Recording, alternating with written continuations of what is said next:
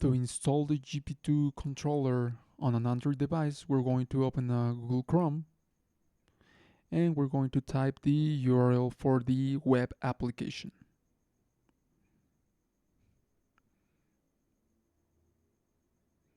Then to install it as an app, we tap on this three dot button and we're going to see an option saying add to home screen.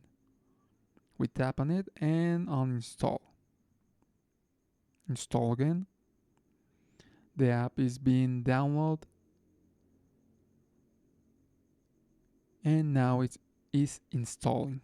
As you can see, it shows us a native app. We press open and there it is. We have it as an app. To show you it is actually an app, let me search it. There it is, GP2 Controller. Now to connect a MIDI wireless adapter, due to how Android handles MIDI devices, we're going to need an extra app to connect a MIDI BLE device. As can be seen in the camera, I'm using the same device, SK7 wireless MIDI adapter by MIDI.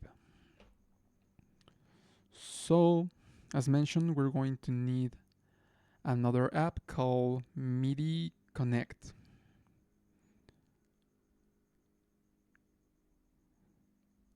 MIDI BLE or MIDI Connect. There are many. I'm going to use this one in particular. I'm going to put the device again on the out configuration. And let me start the Bluetooth scan and we can see the device. We tap on it. We pair and connect. Sorry, it took me too long. Let me repeat it. Pair, pair. And there it is. We can see the LED stop blinking, so it is now connected. So we can go now to the GP2 controller. Interestingly enough, there it is not showing.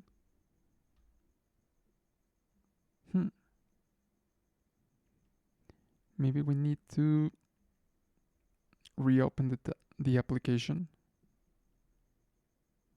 Nope, it is not showing.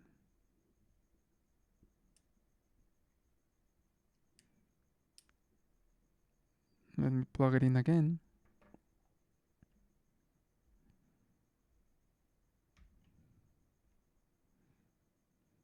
Okay. I don't know what happened there, but okay. I just repeated the same procedure to connect it, and now it is showing. As I mentioned, MIDI on Android is kinda pain in the ass. Anyway, let me plug the device to the MIDI input port.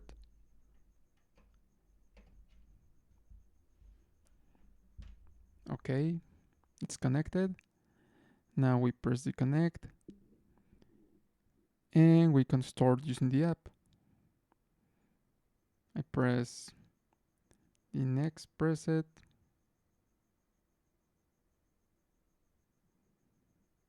Next bank. I can change the quick access knob values. All the same commands as in the desktop version. So that will be the procedure.